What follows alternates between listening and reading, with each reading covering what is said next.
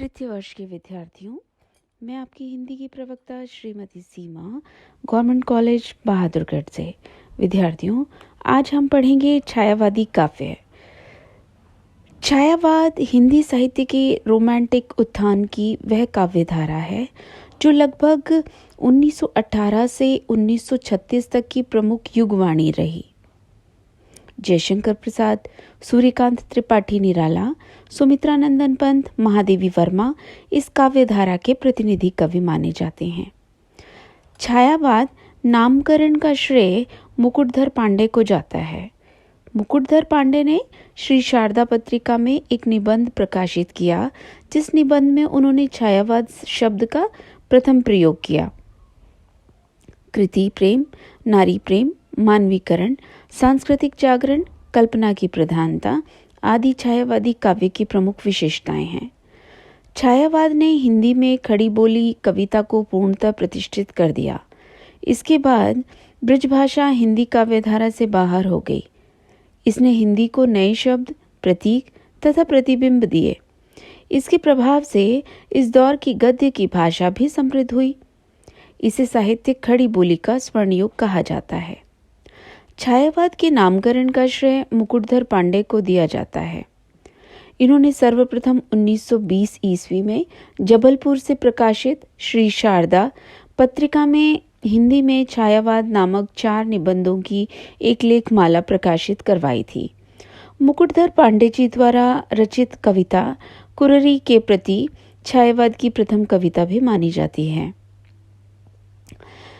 हिंदी कविता में छायावाद का युग द्विवेदी युग के बाद आया। द्विवेदी युग की कविता नीरस, उपदेशात्मक और इतिवृत्तात्मक थी। छायावाद में इसके विरुद्ध विद्रोह करते हुए कल्पना प्रधान भावोन्मेष युक्त कविता रची गई। ये भाषा और भावों के स्तर पर अपने दौर के बंगला के सुप्रसिद्ध कवि और नोबेल पुरस्कार विजेता रविंद्रनाथ ठाकुर की गीतांजलि से बहुत प्रभावित हुई।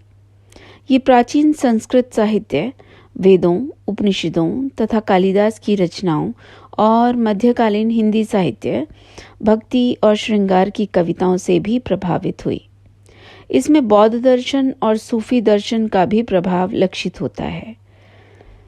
छायावाद युग उस सांस्कृतिक और साहित्यिक जागरण का सार्वभौम विकास काल था जिसका आरंभ राष्ट्रीय परिधि में भारतेंदु युग से हुआ था। कवि के केवल सूक्ष्म भावात्मक दर्शन का ही नहीं, छायावाद से उसके सूक्ष्म कालाभिव्यंजन का भी परिचय मिलता है। उसकी काव्य कला में वाच्यार्थ की अपेक्षा लाक्षणिकता और ध्वन्यात्मकता है। अनुभूति की निगूढ़ता के कारण अस्फुटता भी है। शैली में राग की नवोद्दीपकता अथवा नवीन व्यंजकता है। द्विवेदी युग में कविता का ढांचा पद्य का था। वस्तुतः गद्य का प्रबंध ही उसमें पद्य हो गया था। भाषा भी गद्यवत हो गई थी। छायावाद ने पद्य का ढांचा तोड़कर खड़ी बोली को काव्यात्मक बना दिया। पद्य में स्थूल इतिवृत्त था, छायावाद के काव्य में भावात्मक अंतर्वृत्त था। छायावाद के काव्य में भावात्मक अंतर्वृत्त आ गया। भाव के अनुरूप ही छायावाद की भाषा और छंद भी रागात्मक और रसात्मक हो गया। ब्रजभाषा के बाद छायावाद द्वारा गीति काव्य का पुनरुत्थान हुआ। छायावाद युग के प्रतिनिधि कवि हैं प्रसाद, निराला, पंत, महादेवी वर्मा, रामकुमार। अनुगामी सहयोगी हैं माखनलाल और नवीन। गीति काव्य के बाद छायावाद में भी महाकाव्य का निर्माण हुआ। तुलसीदास जैसे स्वांतः को लेकर लोक संग्रह के पथ पर अग्रसर हुए, वैसे ही छायावाद के कवि भी स्वात्म को लेकर एकांत के स्वगत जगत से सार्वजनिक जगत में अग्रसर हुए। छायावाद द्विवेदी युग का ही एक परिवर्तित रूप है। छायावाद का जन्म द्विवेदी काल की इतिवृत्तात्मक स्थूल दृष्टि एवं साहित्यिक रूढ़िवादी मान्यताओं के परिणाम स्वरूप हुआ। छायावाद की प्रमुख प्रवृत्तियों को ध्यान में रखते हुए विभिन्न विद्वानों ने इसकी अलग अलग परिभाषाएं भी दी हैं। जैसे आचार्य रामचंद्र शुक्ल ने छायावाद की परिभाषा देते हुए लिखा है, छायावाद का प्रयोग दो अर्थों में समझना चाहिए। एक तो रहस्यवाद के अर्थ में, जहां उसका संबंध कथा वस्तु से होता है, अर्थात जहां कवि उस अनंत व अज्ञात प्रियतम को आलंबन बनाकर अत्यंत चित्रमयी भाषा में प्रेम की अनेक प्रकार से व्यंजना करता है। छायावाद का दूसरा प्रयोग काव्य शैली का पद्धति विशेष के व्यापक अर्थ में है। उसी तरह से डॉक्टर रामकुमार वर्मा भी शुक्ल जी की भांति छायावाद को रहस्यवाद से अभिन्न मानते हैं। उनका कथन है, परमात्मा की छाया आत्मा में पड़ने लगती है और आत्मा की छाया परमात्मा में, यही छायावाद है। डॉक्टर नगेंद्र छायावाद को स्थूल के प्रति सूक्ष्म का विद्रोह मानते हैं और साथ ही ये स्वीकार करते हैं कि छायावाद एक विशेष प्रकार की भाव पद्धति है, जीवन के प्रति एक विशेष भावात्मक दृष्टिकोण है। डॉक्टर देवराज छायावाद की परिभाषा इन शब्दों में देते हैं, छायावाद गीति काव्य है, प्रकृति काव्य है, प्रेम काव्य है। दी गई परिभाषाओं के आधार पर कहा जा सकता है कि छायावाद वह काव्य है जिसमें आत्मानुभूति, व्यंजक प्रवृत्ति, बंधनों से मुक्त और शास्त्रीयता से विद्रोह की प्रवृत्ति तथा काव्य के शिल्प में नवीनता का आग्रह हो। इसके अतिरिक्त रहस्य की तथा दुखवाद की नई प्रवृत्तियों का समावेश हो। अतः कुल मिलाकर छायावाद का भाव भंडार बहुमुखी प्रवृत्तियों, व्यक्तिक आत्मानुभूति और चिंतन की एक नई परंपरा से परिपूर्ण है।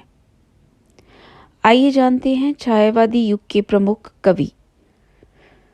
इनके प्रमुख कवि इस प्रकार हैं, जयशंकर प्रसाद, सुमित्रानंदन पंत, महादेवी वर्मा, सूर्यकांत त्रिपाठी निराला, डॉक्टर रामकुमार वर्मा, सुभद्रा कुमारी चौहान, रामेश्वर शुक्ल अंचल, नरेंद्र शर्मा आदि प्रमुख छायावादी कवि हैं।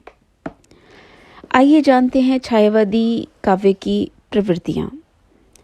विभिन्न विद्वानों की परिभाषाओं के विवेचन के आधार पर छायावाद की प्रवृत्तियां जो सामने आती हैं वो इस प्रकार हैं।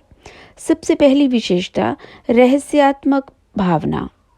छायावादी कवियों ने जीवन और जगत के प्रति रहस्यात्मक दृष्टिकोण और पदार्थों के प्रति विस्मय, कौतूहल एवं अपरिचय का भाव प्रकट किया है।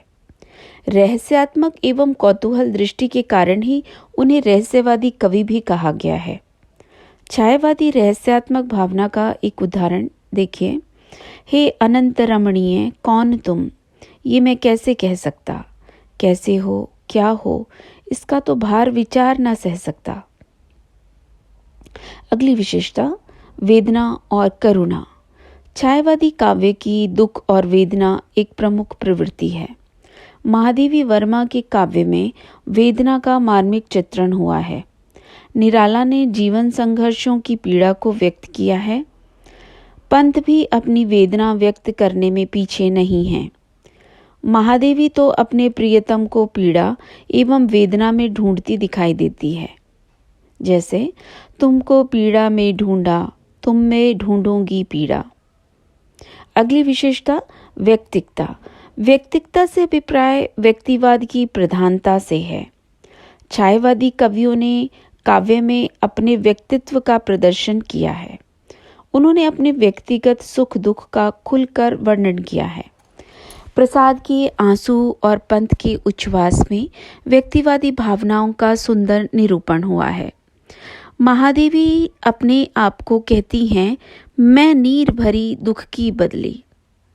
इसी प्रकार निराला भी अपनी व्यक्तिवादी भावना को व्यक्त करते हैं।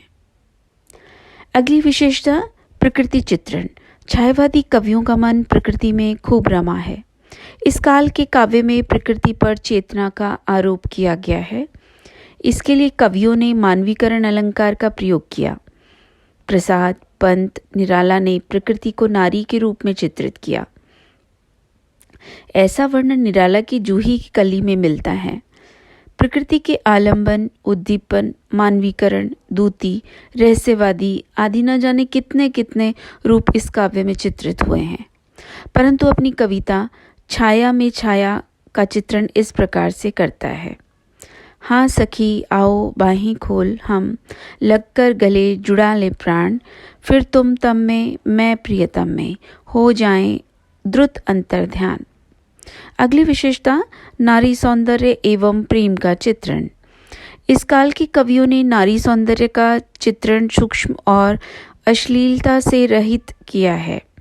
छायावादी कवियों ने नारी चित्रण में कहीं दुराव छिपाव नहीं किया। कवि ने विरह और मिलन की अनुभूतियों का सफलतापूर्वक चित्रण किया है। उनकी कविताओं में नारी के सौंदर्य चित्रण में स्थूलता या नग्नता नहीं बल्कि स्वाभाविकता है।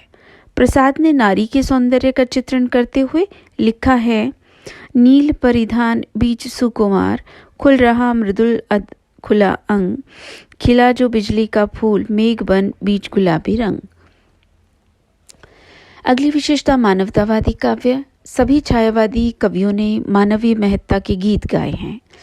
प्रसाद ने कामायनी में विजयनी मानवता का चित्रण किया है। पंत ने मानव को सृष्टि की सुंदरतम कृति माना है। इस प्रकार छायावादी काव्य में कदम कदम पर मानवीय गुणों का उल्लेख हुआ है। कृषक की दयनीय दशा देखकर एक स्थान पर निराला जी कह उठते हैं, तुझे बुलाता कृषक अधीर, चूस लिया है उसका सार, हाड़ मानसी है आधार। अगली विशेषता राष्ट्रीय भावना।